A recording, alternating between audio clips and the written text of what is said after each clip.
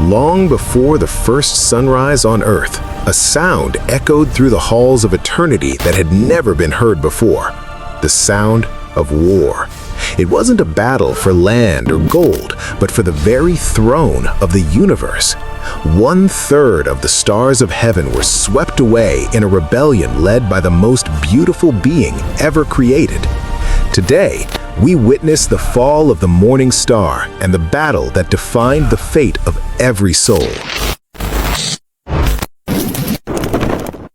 The Bible describes Lucifer, or Hillel, as the seal of perfection. He was the anointed cherub who walked among the fiery stones of God's mountain. He was perfect in beauty until iniquity was found in him. His heart became proud because of his splendor. He didn't want to serve the light, he wanted to be the light. In the secret places of his heart, he whispered 5 fatal words. I will be like the Most High. But heaven has a defender. Revelation 12 tells us that war broke out in heaven. Michael and his angels fought against the dragon. This wasn't a close fight. It was the collision of divine loyalty against pride.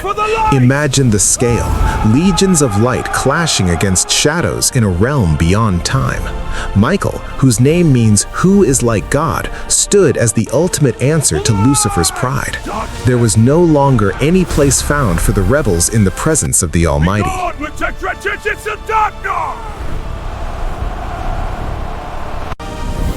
Jesus himself said, "I saw Satan fall like lightning from heaven."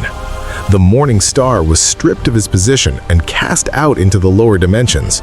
He lost his access to the inner courts, but he didn't lose his malice. Now known as the Accuser, he turned his sights toward the new crown of creation, humanity. The war didn't end in heaven, it simply changed battlefields.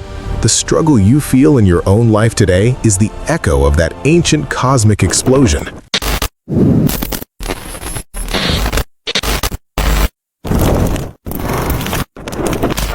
The story of the war in heaven reminds us that pride is the ultimate trap, but it also shows us that the victory has already been won. The dragon was cast down, and his time is short. We are part of a story much bigger than ourselves, a story of redemption that began before the world was made. What fascinates you most about the archangels? Should we do a deep dive into Michael or Gabriel next? Let me know in the comments. Subscribe to Scripturally to join the remnant seeking the truth. See you in the next episode. Soldiers of light, charge with me!